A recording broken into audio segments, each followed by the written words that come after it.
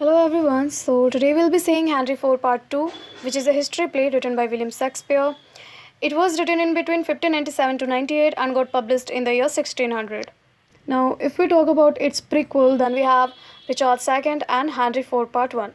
So basically Henry IV Part 1 की and ये होती है कि बैटल ऑफ स्ट्रेसबरी हुआ होता है, ओके, एंड देन वहाँ पे हैंनरी फोर की जो आर्मी होती है दे वॉन.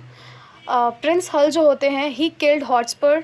कुछ वॉरियर्स को कैप्चर कर लिया जाता है, उनको डेथ पनिशमेंट दी जाती है, वेरेज कुछ वॉरियर्स को छोड़ दिया जाता है, आर्मी लीडर्स को छोड़ दिया जाता है. सो बेसिकली जिन लीडर्स को छोड़ा गया है they are still making plans to dethrone King Henry four.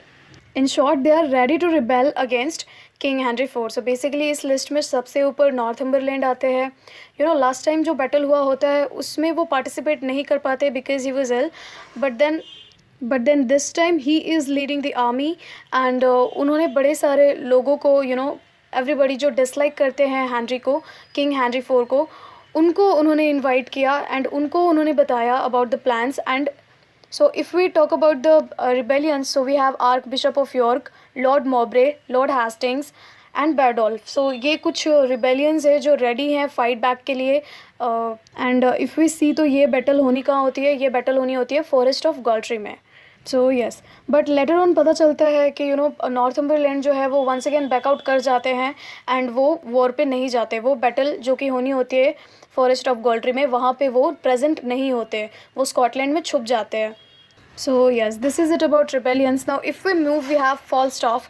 So basically previous जो war हुआ होता है, war of Strasbourg, battle of Strasbourg, वहाँ पे फॉलस्टॉप को एक बहुत बड़ी वेल्थ हाथ लगती है, पावर्स भी इनको बहुत ज़्यादा मिल जाते हैं. So now he is an army captain. अब ये आर्मी कैप्टन है, ये यंग मैंस को अपने आर्मी में रिक्रूट करते हैं for the upcoming battles. Okay, so this is what Falstaff is doing. On the other hand, if we talk about Prince Hull, so Prince Hull is still same, अभी भी that highwaymans के साथ घूमना, criminals के साथ रहना, Falstaff के साथ time spend करना. So these things are going on. Now finally the day of battle comes and Prince John, who is a younger brother of Prince Hull and a younger son of King Henry IV, so Prince John lead कर रहे होते हैं army को.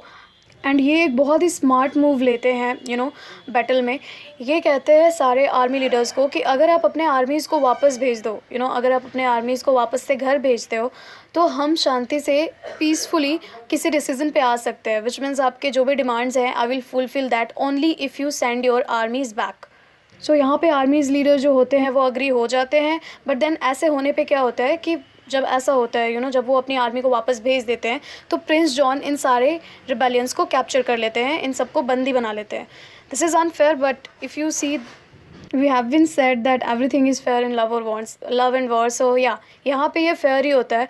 Now जब ये news मिलती है Prince हल को एंड किंग हैंनरी फोर को, वो लोग बहुत ही खुश होते हैं. But on the other hand if we see King Henry four की अभी एट प्रेजेंट क्या सिचुएशन है, सो उनकी हालत बहुत ख़राब होती है, उनकी तबीयत बहुत ख़राब होती है.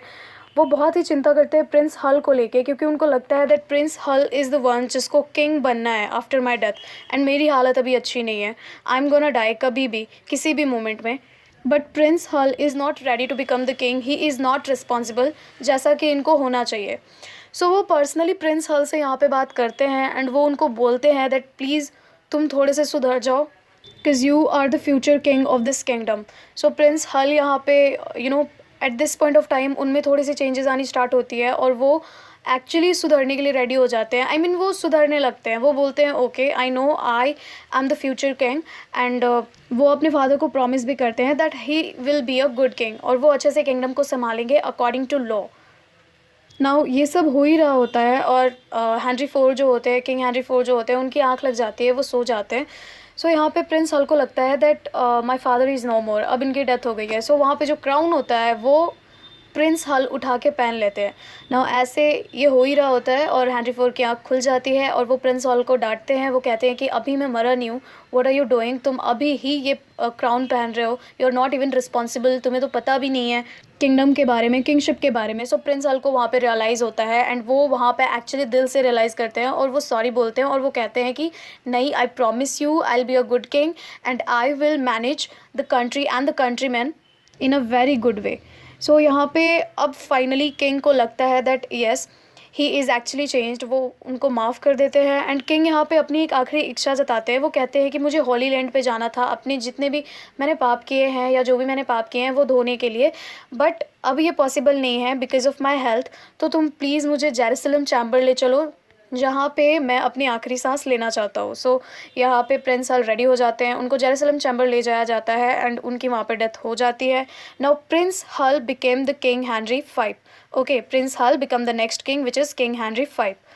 This particular act is in this particular play is in 5 act. So last की जो एक्ट होती है एक्ट 5, उसमें क्या होता है, जब फॉलस्टॉफ को ये न्यूज़ पता चलती है दैट नाउ प्रिंस हल which is his who was his best friend, तो अब वो किंग है, तो फॉलस्टॉफ बहुत ही खुश हो जाते हैं। उनको लगता है कि ये तो मेरे लिए बड़ा बेनिफिशियल है, अभी मुझे भी कोई ना कोई एक इम्पॉर्टेंट पोजीशन मिल सकती है, यू नो। बट देन ऐसा होता नहीं है। वो लंदन जाते हैं, वो प्रिंस हल से जब मिलने जाते हैं, प्रिंस हल उनको देख के ही बोल देते हैं that no, I don't know who are you, और इनफैक्ट तुम मेरे या मेरे कोर्ट के 10 मील्स के दायरे में दिखने भी नहीं चाहिए, तुम दूर रहो यहाँ से। So with this we can say that उन्होंने अपने प्रीवियस लाइफ को एक्चुअली टाटा बाय बाय कर दिया है और अब वो एक्चुअली एक रिस्पॉन्सिबल किंग बनने के लिए रेडी हैं।